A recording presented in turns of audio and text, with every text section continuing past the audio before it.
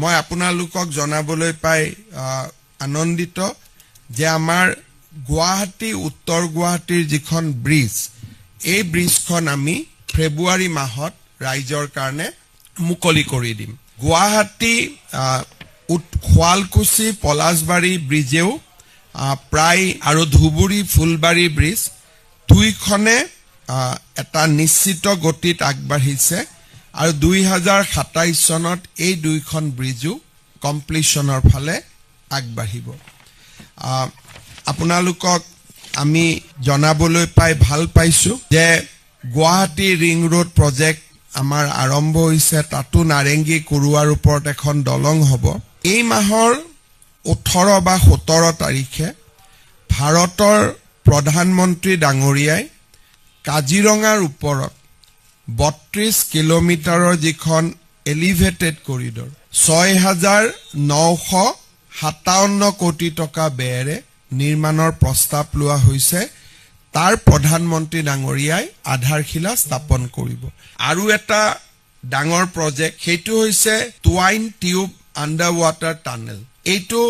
4 laning কৰা কথা আছিল এতিয়া প্ৰধানমন্ত্ৰী ডাঙৰীয়াই আগ্ৰহ প্ৰকাশ কৰিছে যে গহপুৰৰ পৰা নুমলীগড়ৰ যিটো প্ৰস্তাৱিত টুৱাইন টিউব আন্ডাৰ ৱাটাৰ টানেল হ'ব তাতে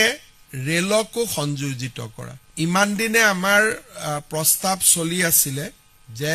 ইয়াত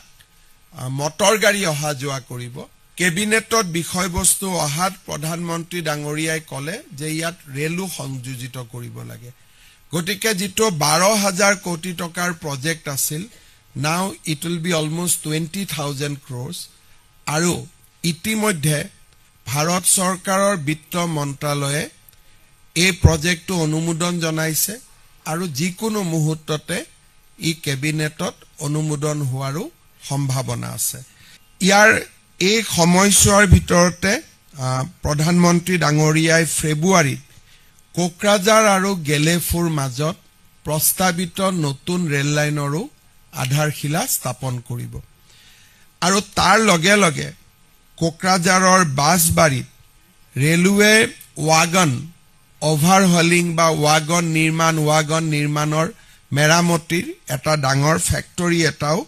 ভাৰত চৰকাৰে আৰম্ভ কৰিব গুৱাহাটীত আৰু এটা নতুন ডাঙৰ প্ৰজেক্ট খুব কম দিনৰ ভিতৰতে আমি অনুমোদন পাম হেতু হৈছে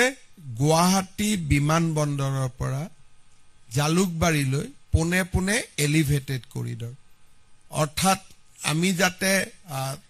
তলত যি যান-বাহন হি ৰাষ্ট্ৰীয় ঘাইপথৰ বাবে